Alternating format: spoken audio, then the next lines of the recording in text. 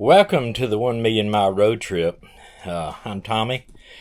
Today I'm going to talk about something that occurred to us last time we were in Gulf Shores, Alabama. We go down, as you know, if you follow us, we go down to Gulf Shores about every 6 to 8 months for our doctor's appointment, blood work, and stuff like that, just keeping up with some medicine that I'm on. And because our doctors are in Gulf Shores area, my doctor is, and the fact that we've been seeing that same doctor for over 20 years, 25 years, and we just don't want to change. We had been staying at this one RV park off County Road 6 for a few times over the years, and recently they sold to a corporation up there, and they went way up on their fees, and they are redoing the park, which is a good thing. Because the park had some older electrical services, had some older pads that had been broken up by heavier RVs. Well, they assigned us a Site 88, which is just a regular site, back in site.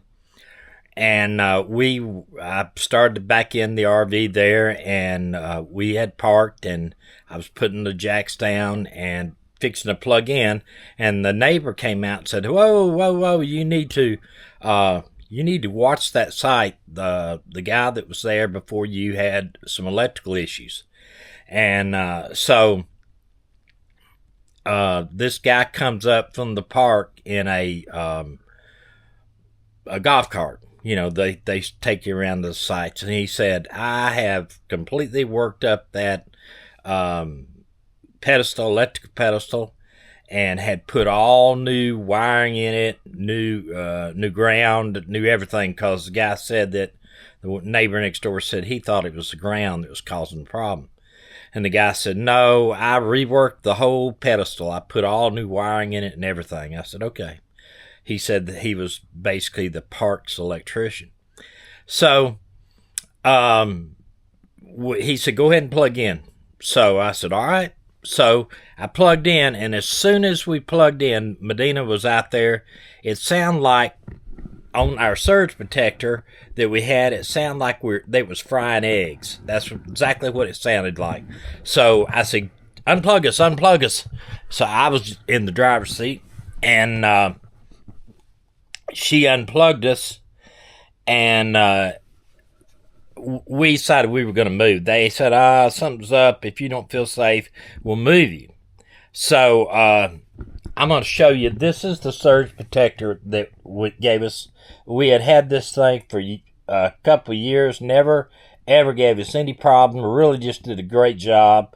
And but it's useless now. It fried us. The surge protector was fried by whatever was going on inside that box. So they moved us to another slot down, and I told them, I said, look, I'm not sure that anything went wrong with that RV, and but I know my surge protector's gone. I'm going to have to have another surge protector. It fried it.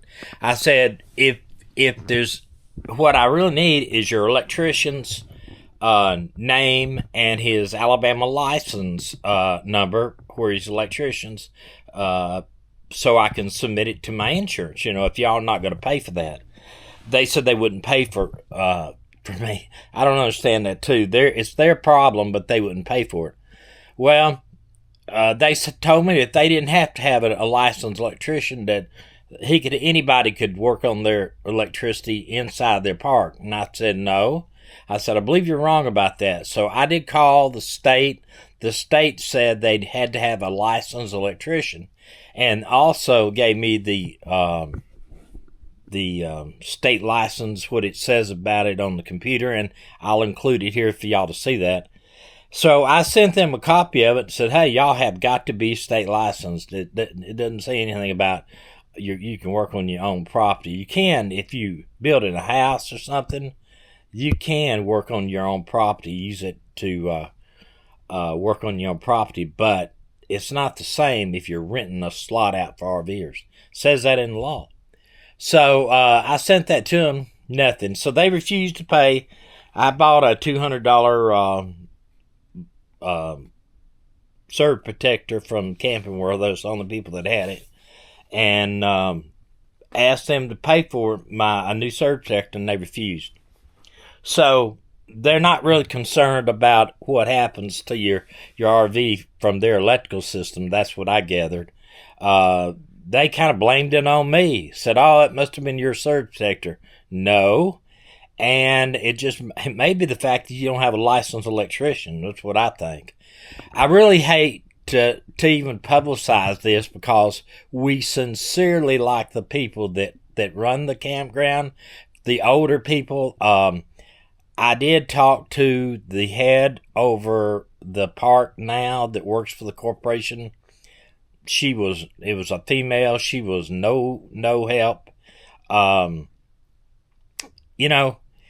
They charge, I think it was like almost $1,000 a month for you to stay there, and they are fixing the place up. But if they're not having a licensed electrician fix it up, then what's it going to do when it fries your motorhome or fries the surge protector or fries?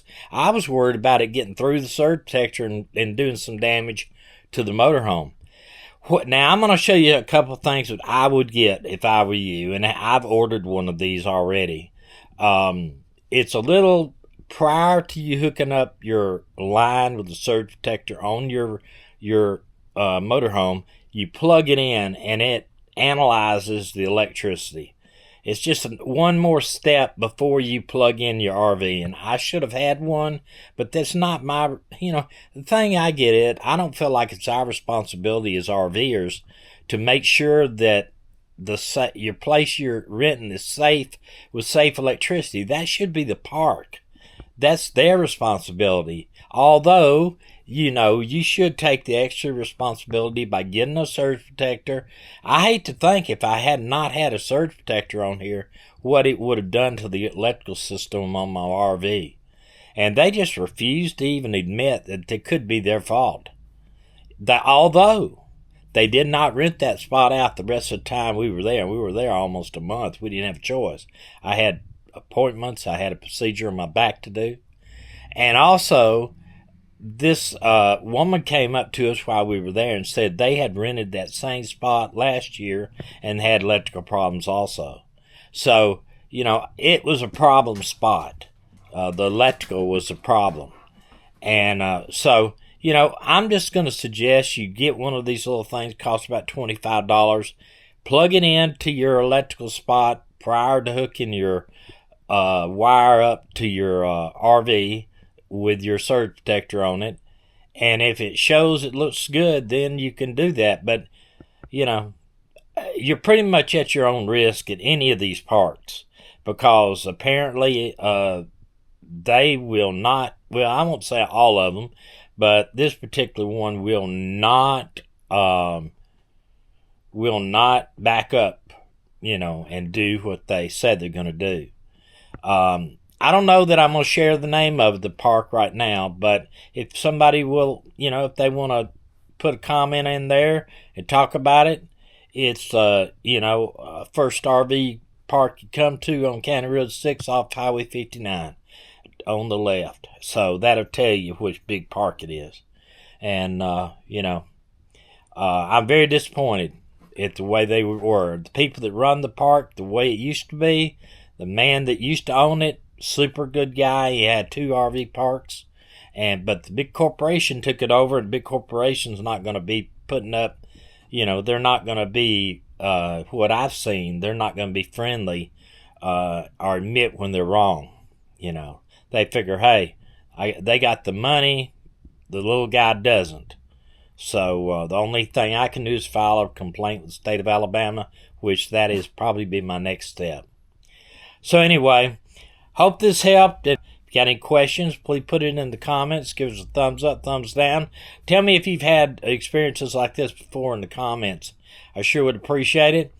Please subscribe and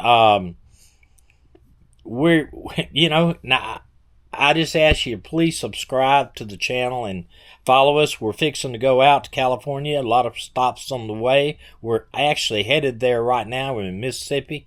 And from after we get through with our stay in California, we're working our way back up to the Montana-Canada border. We're going to cross the border with 3 or 4 other RVers. That 3 of them are YouTubers. And we're going to go through Canada all the way to Alaska and stay the summer in Alaska, the whole summer. So it's going to be awesome. A lot of great times, I'm sure. A lot of fun times, and it'll be worth the watch. Okay, I thank you, and Maggie, I thank you, and we got some storms moving in this afternoon, so say a little prayer for us. Hope we don't have any tornadoes. That's what we have.